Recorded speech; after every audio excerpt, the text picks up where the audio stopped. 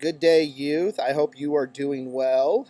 It's nice to kind of have this whole social distancing thing starting to come to an end. I know for some families, they're going to probably continue throughout the summer, and some families are jumping right into it. The important thing to know is every family has the right to choose how they want to approach this summer, and as a church, we're going to be supportive of them.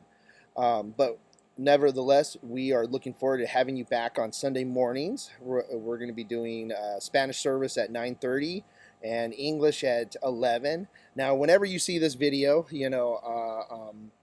that's normally our church time. So even if you're watching this a year from now, you can have a good guess that you'll be able to find us at those times. So we look forward to seeing everyone. And if it's your first time, we can't wait to meet you. So that's going to be happening at NLCC here this Sunday and every Sunday after that. Today's topic I want to get into, I want to talk about fear. Now, fear is a really interesting thing. I remember when I was younger, I think I was probably about 6 years old, and this was back in Bisbee, and on top of a mountain, they put a pool. And then in that pool, on top of a mountain, they put a high dive. Now, I remember going and getting on that high dive, but before that, it was our swim lessons. See, up until then, I kind of stayed at the shallow end of the pool. I had fun. I only dunked my head underwater a few times, but I really enjoyed going to that pool. However, my mom wanted me to learn how to swim. So we did swimming lessons that summer, and I remember one of the main tests was to jump off the diving board. And this diving board, although I guess I can't really call it a high dive, it was actually higher than a normal diving board. And I remember that the pool itself was probably about 12 feet deep. And when there's not many people in the pool, that water is steel, it's crystal clear, and you can see all the way to the bottom. So I remember, waiting in and everyone jumping into the pool, and then it was my turn. And I climb up on the board, and I was really excited to do this, and I walk out to the edge of the diving board because simply all I had to do was step off, and the lifeguard that was giving our lessons was actually in the water, treading water to receive us and help us get to the edge. So it was pretty idiot-proof, safe to get through.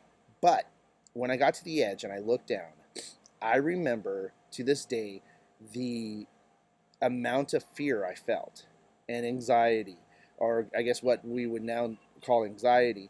And I remember looking, and it just looked so deep that I couldn't see the water or even trust that the water would trust me, or trust the water would stop me, or just, not let me fall so far or so hard. And I couldn't even have faith that the lifeguard was even going to do anything. And I remember just freezing in fear and just staring down. And I remember that the lifeguard says, "You can do it, you can do it." People on the sides were like, "You can do it." And I couldn't move. I was so scared. It got to the point where no matter how much encouragement, no matter how much goes, fear paralyzed me, and I wouldn't move. The other lifeguard actually had to come on the diving board and help me get off. And I remember it felt embarrassing. It felt a little shameful.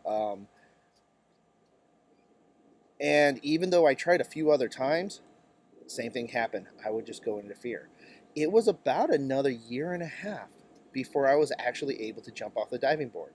I had to kind of grow up a little bit. I had to start trusting in my own abilities. I had to start trusting in others. And after about a year or so, I was jumping off that diving board, doing cannonballs, doing flips, even got dared to do a belly flop once, which wasn't a smart idea. But I can remember how afraid I was, and it prevented me from having fun. It prevented me from enjoying life. And even though it took me a year and a half to be able to get there, that was unfortunate. That fear does that to human beings. And what's interesting about that, it's not an age thing. Even though I'm telling you about a story about when I was 6 years old, which was, over 44 years, or 34 years ago, it's amazing that as an adult, we can still be paralyzed by fear. Now, there's many things in this world that can cause that. And the fear that I'm talking about right now is anxiety, is terror, It's the emotional response that happens, and physical response that happens that literally causes you to not be able to speak well, to stutter with your words, to start shaking, and maybe even you can't even move. And what's interesting about that is that at that moment nothing's actually happening to you.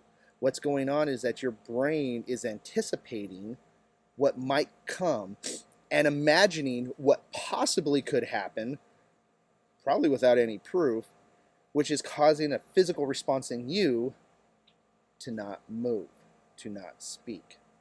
This type of fear is very damaging to the human body. If it happens too many times over long periods of time, it can cause us to miss out on opportunities. It can cause us to learn things about ourselves and learn things about God.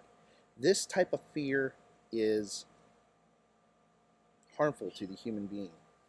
And it's really interesting because this type of fear is different from another type of fear, healthy fear.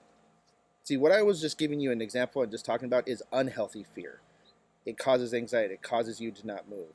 Healthy fear is good for you. Let me take a little tangent and talk about that. Healthy fear, it is recognizing and having respect for something that could actually hurt you, that could actually be a problem. For example, really simple one. When you cross the street, there are cars that can weigh anywhere from a half a ton to a full ton and even more. And if you get hit, squish, like grape, you will just get flattened, all right? So a healthy fear is to walk up to the road and look both ways before you cross the street. That type of fear helps you to survive, and that is good for you, and it is the basis of wisdom. You see, Proverbs 1:7 actually talks about that with God. It says, excuse me, Proverbs 1:7 says, the fear of the Lord is the beginning of knowledge. Fools despise wisdom and instruction. Now here, not to go too far into it, but I wanted to bring out which word that was. This word is in the Hebrew is yair. Now you got to remember the Hebrew words are a lot more concrete. They're a lot more specific. They don't have general words like for us, we'll use the word love, and that can mean 100 different things. I love my wife. I love my dog. I love cookies. I love ice cream. No, Hebrew will actually have a specific word for each single one. So will the Greek. But I digress. This word, yara, means fear of God, reverence, piety. It is the type of fear, a healthy fear is saying, you know what? I am here and you are there. You have authority, you have abilities, you have power that I do not have, and out of respect, I am going to submit that you are greater than I. Now, that healthy fear could be anything from, like I said, crossing the street, to, taking diseases seriously, to, ledges. Having a bit of healthy fear is good. It helps you survive. It helps you to think. It helps you to be humble. That's not the fear I'm talking about today. That's a good fear. That's the type of fear we should have. The fear I'm talking about is also found in Proverbs. And it's found in Proverbs 29, 25. And it says right here in Proverbs 29:25, the fear of a man lays a snare, but whoever trusts in the Lord is safe. Now let me break this down because you can almost pull some weird prosperity bullcrap gospel out of this, and that's not what this is saying. The fear of the man lays a snare. There's a kind of a thing in psychology, and it's called a self-fulfilling prophecy. It means we could be so afraid of something that we might actually be the reason why it comes true. We're so afraid, for example, let me give it to you. We're so afraid about being alone that we don't take a chance making friends or putting ourselves out there and getting to know people. And so we stay in our house all day, even when we don't have to. And then all of a sudden we're alone and we're like, see, my fears came true. Well, of course your fears came true.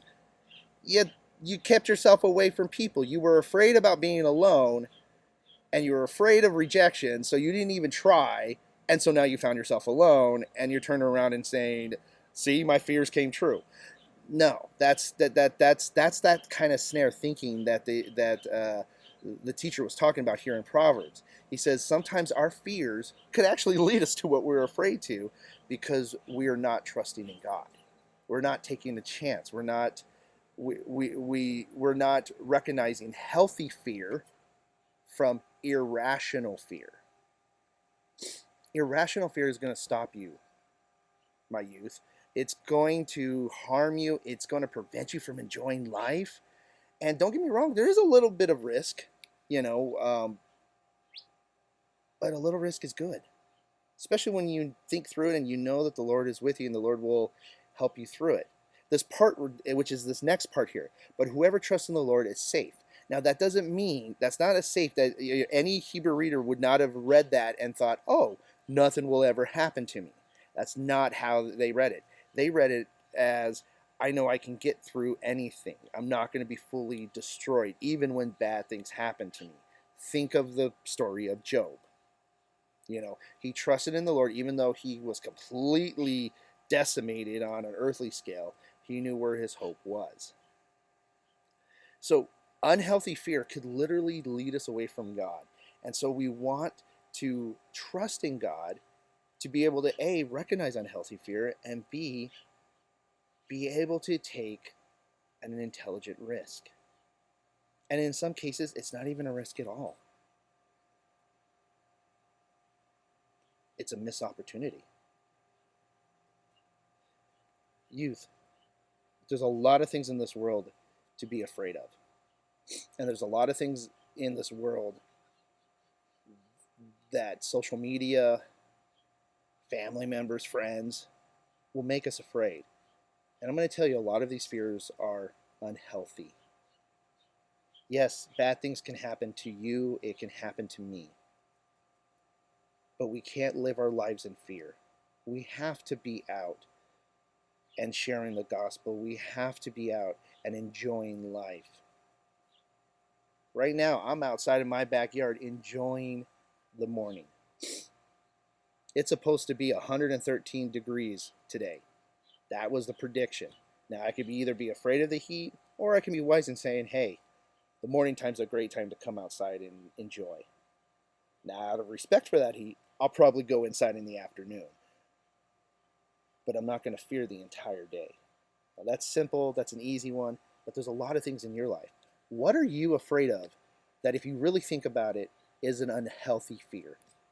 Are you afraid of getting to know people? Are you afraid of rejection? Are you afraid that you are not smart enough? Are you afraid that you're not beautiful enough or handsome enough? What is it? And I encourage you to bring that before God and pray about it and saying, Lord, is this an unhealthy fear? And if it is, find someone to talk it through. A parent, a youth leader, find me and talk it out and learn how to face your fears. But at the same time, youth, also have respect for healthy fears. You are not invincible. Surfing on a hood of a car is not wise. Trying to do a backflip, off of a house when there's no pool, not wise. Now, if you're like, where did you get those examples? I gave you a hint into my childhood or into my teen years. All right? So, have a balance. Talk to adults. Let them talk to you. Even when you don't ask, sometimes they're trying to give you wisdom of the difference between a healthy fear and an unhealthy fear. But also be wise, because sometimes, I'm going to apologize to you, youth, sometimes us adults have unhealthy fears that we're trying to pass on to you. During those times, and you'll know when those times are, be obedient, ask questions, be respectful, but talk it through. For example, a mom or a dad has an unhealthy fear about their child moving away for college. No, you can't go away to college. I'll never see you again. I'll never talk to you again. You're going to get hurt. Something's going to happen to you. well, that might be an unhealthy fear. And you might have to be patient with them before you can go to college. Of course, that example probably has a lot of dynamics in it that either some of you junior hires probably don't understand right now, but for some of you who are graduating, you probably get. And for some of you who are parents, you may want to reassess on how you're treating your child adult. But if you want to know more about that, you can text me or leave a comment below, and we can contact and have that conversation on the side. So let me loop back around. Youth, be in prayer, trust in the Lord to help you through every unhealthy fear in your life, to identify it, to cope with it, and to move forward. Because I'm going to tell you, unhealthy fears will prevent you from living life to the fullest. Isn't it amazing that we have a God who not only wants to protect us, but he wants us to enjoy life? May the Lord be with you, and may you have a great week.